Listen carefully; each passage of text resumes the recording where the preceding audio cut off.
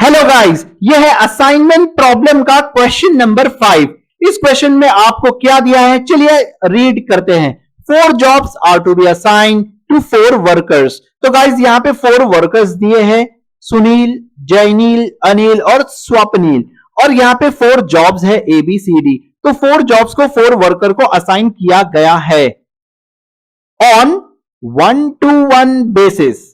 अब गाइस आगे क्या दिया है, cost of each assignment is given in thousands. तो गाइस यहां पे कॉस्ट गिवन है, कॉस्ट को क्या किया जाता है, कॉस्ट को मिनिमाइज किया जाता है। तो गाइस इसका मतलब ये प्रॉब्लम हुई मिनिमाइजेशन की, तो हमें कन्वर्ट करने की जरूरत ही नहीं पड़ेगी। आगे दिया है find optimal assignment of job and worker to minimize total cost. तो गाइस यहां पे खुल्लम खुल्ला यहां पे लिखा है मिनिमाइज टोटल कॉस्ट।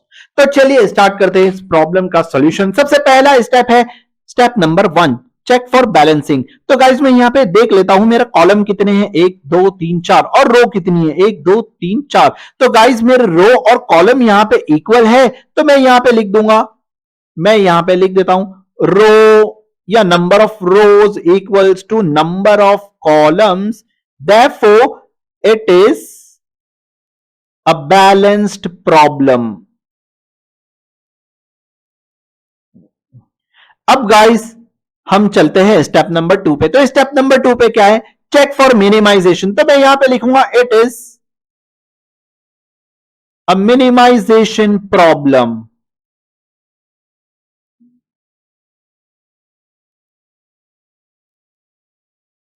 अब गाइस स्टार्ट करते हैं हमारा स्टेप नंबर 3। तो स्टेप नंबर 3 में हमें रो मिनिमाइजेशन करना होता है। तो गाइस सबसे पहली रो में सबसे छोटा नंबर है 2। तो मैं यहां पे रो मिनिमाइजेशन लिखता हूं 4 माइनस 2, इसी तरीके से 6 माइनस 2, और यहां पे आएगा 4 माइनस 2, यहां पे आएगा 4 माइनस 2, और यहां पे आएगा 2 माइनस 2। तो गाइस 4 माइनस 2 होता है 2, इसी तरीके से 6 माइनस 2 होता है 4, और यहां पे 4 माइनस 2 होता है 2, और 2 माइनस 2 होता है 0। अब बारी आती है जैनील की, जो कि हमारी सेकेंड रो है। तो गाइस सेकेंड रो में सबसे छोटा नंबर है 5। तो मैं यहां पे फटाफट इसे बना लेता हूं। 12 में से अगर मैं 5 को निकालता हूं तो मुझे मिलता है 7। 5 में से 5 होगा 0, 6 में से 5 होगा 1, और 5 में से 5 होगा 0। गाइस अब अनिल की बारी आती है। तो अनिल की रो में सबसे छोटा नंबर है 3। तो गाइस मैं यहां पे लिखता हूं 3 माइनस 3 होता है 0, 9 माइनस 3 होता है 6, 4 माइनस 3 होता है 1, और 3 माइनस 3 होगा 0। अब गाइस बारी आती है स्वप्निल की। स्वप्निल में सबसे छोटा नंबर है 2। तो यहां पे मुझे लिखना है 6 माइनस 2 होगा 4, और 5 माइनस 2 होगा 1, और 3 माइनस 2 होगा 1, और 2 माइनस 2 होगा 0। तो गाइज रो मिनिमाइजेशन यहां पे हमने कंप्लीट कर लिया है। अब हम करने वाले हैं कॉलम मिनिमाइजेशन। तो गाइज कॉलम मिनिमाइजेशन में मैं यहां पे सबसे पहले देखता हूं क्या मेरे कॉलम में 0 है, हाँ यहाँ पे 0 है, तो ये कॉलम चेंज ही नहीं होगा। क्या इस कॉलम में 0 है, हाँ 0 है, तो ये कॉलम भी चेंज नहीं होगा। क्या इस कॉलम में 0 है, नहीं, तो सबसे छोटा नंबर है 1। तो गाइज इस कॉलम में चेंजेस होने वाली है। 2 माइनस 1 होगा 1, 1 माइनस 1 होगा 0, 1 माइनस 1 होगा 0, 1 माइनस 1 होगा 0। और गाइस लास्ट कॉलम में तो सब 0 ही 0 है, तो यहां पे मुझे सब 0 ही मिलेगा। अब गाइस मैं इन नंबर्स को भी एज इट इज यहां पे लिख देता हूं।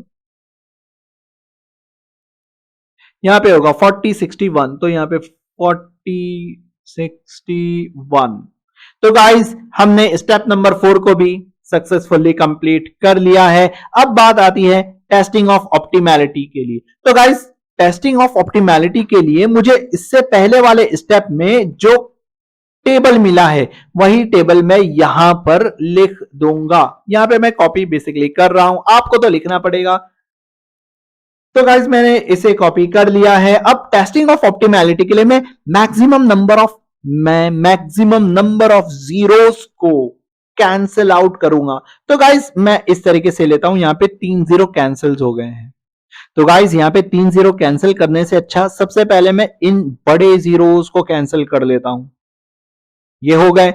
अब यहां पे ये 2 जीरो को कैंसिल करने से अच्छा मैं इन 3 जीरो को एक साथ कैंसिल कर लेता हूं। अब बच गया 1 जीरो, तो आप उसको ऐसे भी बना सकते हो। और ये भी 0 बचा है तो आप उसको ऐसे भी बना सकते हो। तो गाइज यहां पर नंबर ऑफ लाइंस आपकी बनती है 4 और यहां पे मैट्रिक्स की साइज भी है 4। इसका मतलब नंबर ऑफ लाइंस हमारी इक्वल है मैट्रिक्स साइज के। देयरफॉर मैं कह सकता हूं कि it is an optimal solution.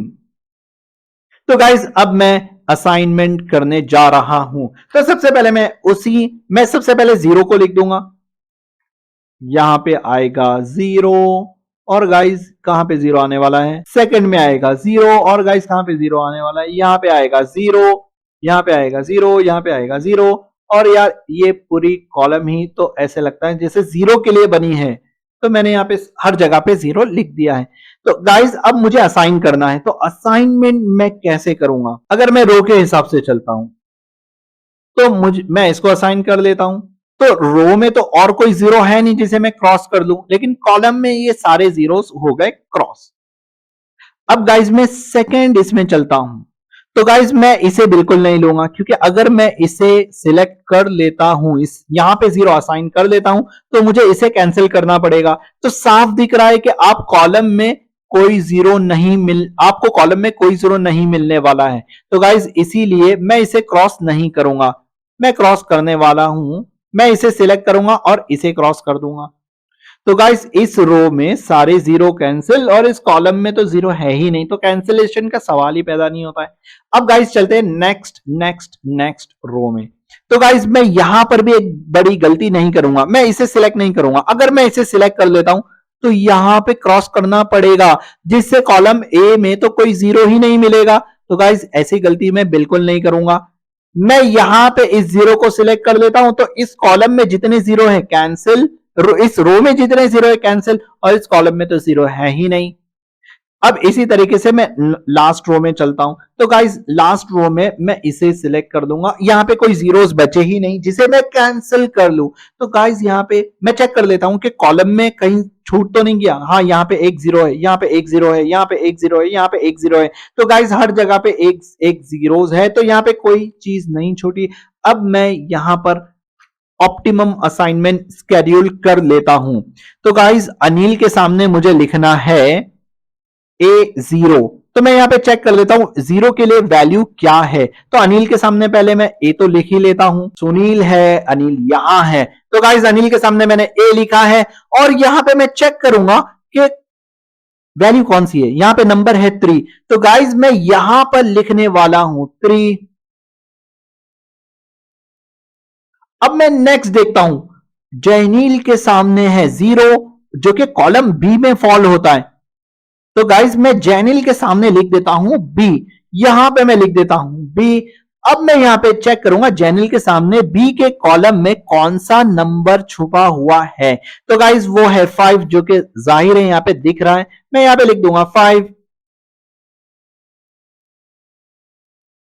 अब मैं कॉलम सी की बात करता हूं, तो गाइस कॉलम सी में मैंने असाइन किया है 0 स्वप्नील को। तो गाइस स्वप्नील के सामने मैं लिख देता हूं सी। अब यहां पर स्वप्नील के सामने अंडर कॉलम सी कौन सा नंबर है, चलिए देखते हैं, वो है 3। तो मैं यहां पे जल्दी से लिख देता हूं 3। अब बारी आती है सुनील की, तो ए बी सी हो गए, सुनील को मिलेगा डी। तो गाइस सुनील के सामने है डी और डी के कॉलम में मैं चेक कर लेता हूं कौन सा नंबर है, वो है 2। तो मैं यहां पे लिख दूंगा 2 और इसी तरीके से मेरा ऑप्टिमम स्केड्यूल यहां पे हो चुका है। अगर गाइस मैं इसे टोटल करूं, तो यहां पे कितना होता है 5 3 8 8 2 10 10, यहां पे होगा 13। और क्योंकि ये कॉस्ट 1000 में है तो मैं यहां पे लिखूंगा देयरफॉर ऑप्टिमल लिख दो या मिनिमल लिख दो, बात एक ही है। ऑप्टिमल कॉस्ट या मिनिमम कॉस्ट इज ₹13 और लगा दो आगे 230, 13,000। सो दैट्स इट गाइस, मिलते हैं नेक्स्ट क्वेश्चन में।